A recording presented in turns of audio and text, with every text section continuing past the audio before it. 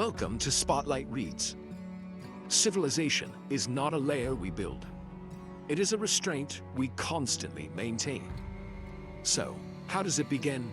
Well, it begins with a performance, the memory of order, but without any real understanding of what holds it together.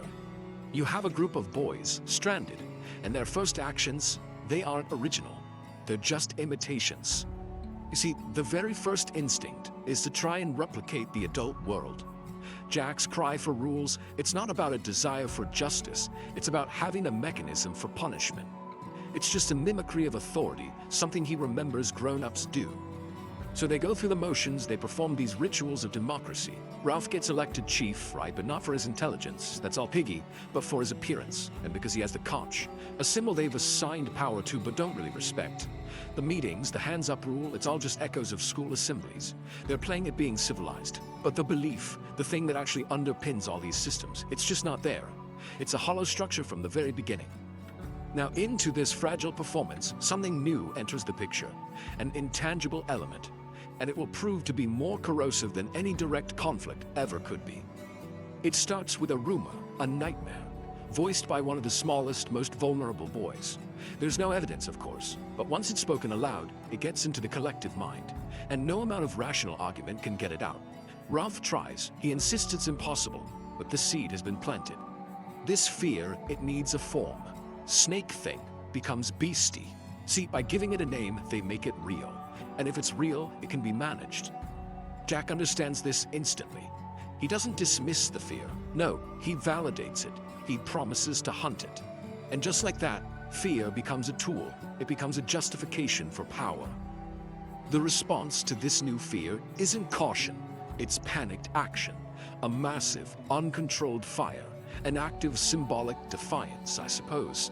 The consequences immediate and unacknowledged. The boy with the mulberry birthmark, the very same child who first voiced the fear, he just disappears. Their first collective project results in their first death, and they simply fall silent about it. Fear requires an opponent, and to confront this beast they've created, a new identity has to be forged, one that permits what the old identity forbade. At first, you can see the old world still has some kind of hold. Roger, he throws stones at the little one, Henry, but he always throws to miss. There's the 6-yard circle of safety around the child, a space held open by the ghost of parents and school and police. The restraint is still there, like a conditioned reflex, even though its source is thousands of miles away. But that internal, invisible restraint, it's not enough. It's eventually overcome by an external tool. Jack paints his face, and when he looks at his reflection, he doesn't see himself. He sees an awesome stranger. The mask isn't just a disguise, it's a whole new reality. It is, quite simply, a grant of permission for savagery. Think about it. Before the mask, Jack hesitates. He can't kill the piglet. He's deterred by, quote, the enormity of the knife descending. He's still Jack. But after the mask, he is a hunter. The link between his actions and his personal responsibility is completely severed. Anonymity gives him the freedom to act on any impulse, liberating him from that final powerful restraint, shame. As that sense of individual identity erodes, so does reason to communication. Language, the very tool of civilization, is replaced by something far more elemental. You have to understand this isn't a song, it's a chant. It's hypnotic, rhythmic, incredibly simple. It replaces debate. It unifies the group not through ideas, but through a shared, primal action.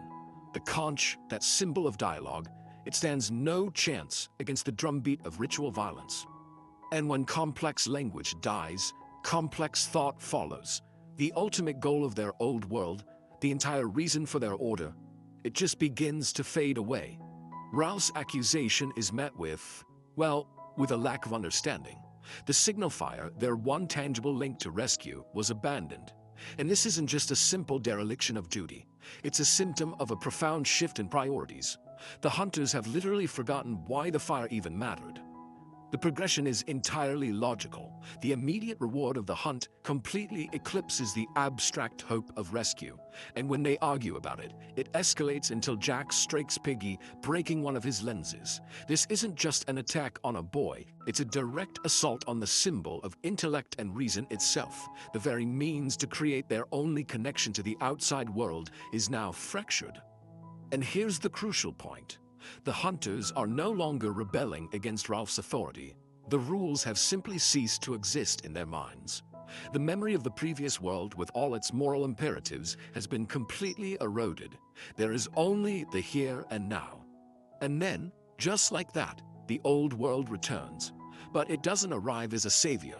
It arrives as an external judgment, reflecting back at them what they've become. The naval officer arrives, and he sees what he expects to see. Little boys playing a game. But his presence doesn't restore their innocence. It simply reimposes the restraints they had shed. His gaze becomes the final judgment. And in that gaze, for the first time, they see themselves. Ralph weeps, but he doesn't weep for joy. He weeps for the end of innocence, for the darkness of a man's heart. The analysis here doesn't conclude that these boys were somehow uniquely evil. It suggests that what was left on that island is what remains in all of us when the structures we depend on disappear. The performance of order, the fear of punishment, the taboo of shame. This analysis leaves one final, unavoidable question. I want you to look at the systems that surround you. The laws, the social codes, the expectations. Are they a layer you have built, or are they merely a restraint you constantly maintain? This is Spotlight Reads. Face the Abyss. Lord of the Flies is not about children losing control. It is about how control was never as strong as we believed. Civilization does not live inside us. It survives through rules, symbols, and shared restraint. Remove those, and violence does not explode. It waits. Fear does not need chaos. It needs permission. Once anonymity replaces responsibility, cruelty becomes efficient. The conch is not just a shell. It is an agreement, a fragile symbol that says your voice matters because the group allows it. When that symbol loses meaning, order does not fall apart dramatically. It dissolves quietly. Power does not arrive shouting. It arrives offering protection. And once fear becomes the organizing principle, violence no longer feels wrong. It feels necessary. This book does not ask what happens without rules. It asks what happens when rules exist, but no longer mean anything. Leadership here is not earned through wisdom. It is seized through fear, spectacle, and the promise of safety. Savagery is not the opposite of civilization. It is what remains. When civilization collapses quietly, and no one feels responsible anymore,